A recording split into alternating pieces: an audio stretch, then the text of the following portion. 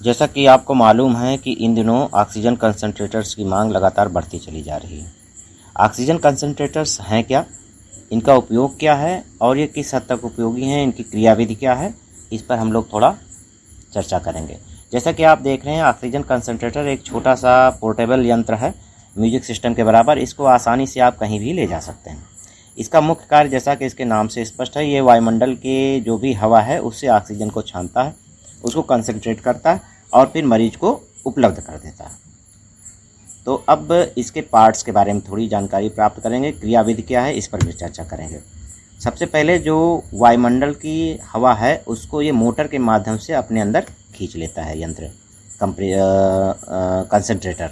इसके बाद यहाँ पर ये कंप्रेस करता है, एक चैम्बर होता है, कंप्रेस करता है। वहाँ पर कंप्रेस करने के बाद हीट एक्सचेंजर में जो भी हवा है वो जाती है, उसके बाद सर्ज टैंक में इकट्ठा होती है। फिर जो सबसे मेन इसका पार्ट है, सबसे मेन पार्ट है, इसमें दो मॉलिक्यूलर सीव लगे रहते हैं, दो सिलेंडर होते हैं जिनमें मॉलिक्यूलर सीव रहते हैं। इसमें मुख्य रूप से एक कंपाउंड होता है जियोलाइट भरा रहता है, दोनों जो सिलेंडर्स हैं इनमें। जियोलाइट का काम क्या है, ये जो हवा आई थी यहाँ से उसको आसानी से उसमें से नाइट्रोजन को अलग कर देता है। नाइट्रोजन, कार्बन डाइऑक्साइड और मॉइस्चर को ये सोख कर वाल्व के माध्यम से बाहर निकाल देता है।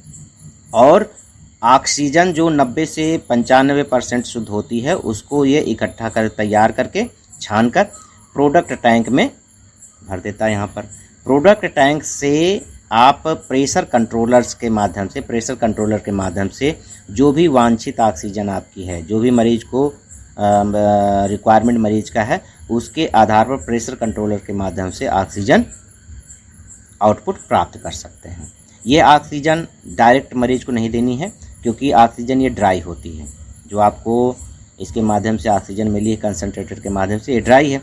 अब इसकी ड्राइनेस के कारण क्या होता है, कुछ नुकसान भी हो सकता है, गले में खराश हो सकती है या मरीज को दिक्कत हो सकती है। तो एक छोटी सी डिबिया में पानी भर दिया जाता है, उस पानी से इस ऑक्सीजन को गुजारते हैं और होता क्या है, फिर नम हो जाती है ऑक्सीजन और यह ऑक्सीजन आउटलेट के पाइप के माध्यम से मरीज को उपलब्ध करा दी जाती है।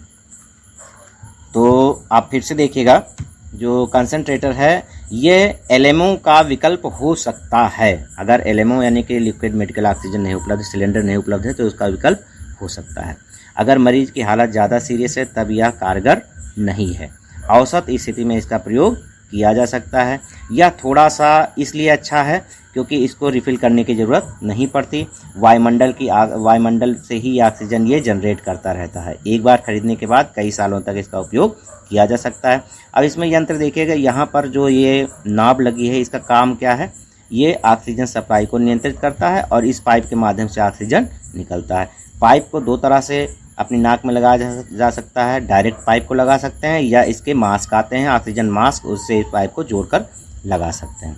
तो ये उपयोगी यंत्र हो सकता है, बिल्कुल हो सकता है। एक मरीज के लिए ये काफ़ी उपयोगी है जिनमें ऑक्सीजन की बहुत ज़्यादा कमी न हुई हो, तो इसका उपयोग करिए। और मेरा तो विशेष निवेदन है कि ग्राम पंचायतों को, हर ग्राम पंचायत को एक ये ऑक्सीजन कंसंट्रेटर खरीदना चाहिए। ज़रूरत पड़ने पर अपने ग्राम सभा के जो भी बीमार व्यक्ति हैं, डॉक्टर की सलाह पर आप उसे यह उपलब्ध करा सकते हैं। पूरी जनता आपकी आभारी रहेगी। तो जल्दी ही नवनिर्वाचित ग्राम प्रधानों से मेरी यही दरख्वास्त है कि वो अपनी ग्राम सभा में कम से कम एक ऑक्सीजन कंसंट्रेटर ज़रूर खरीदें। सबसे पहले एक ऑक्सीजन कंसंट्रेटर खरीदिए और अपनी ग्राम सभा में जो भी पीएचसी है, अगर पीएचसी नहीं है तो नज़दीकी पीएचसी को आप दान भी कर सकते हैं, या अपनी ग्राम सभा में अगर कोई एमबीबीएस हैं या कोई शिक्षित डॉक्टर हैं तो आप उनको उपलब्ध करा सकते हैं। धन्यवाद सर।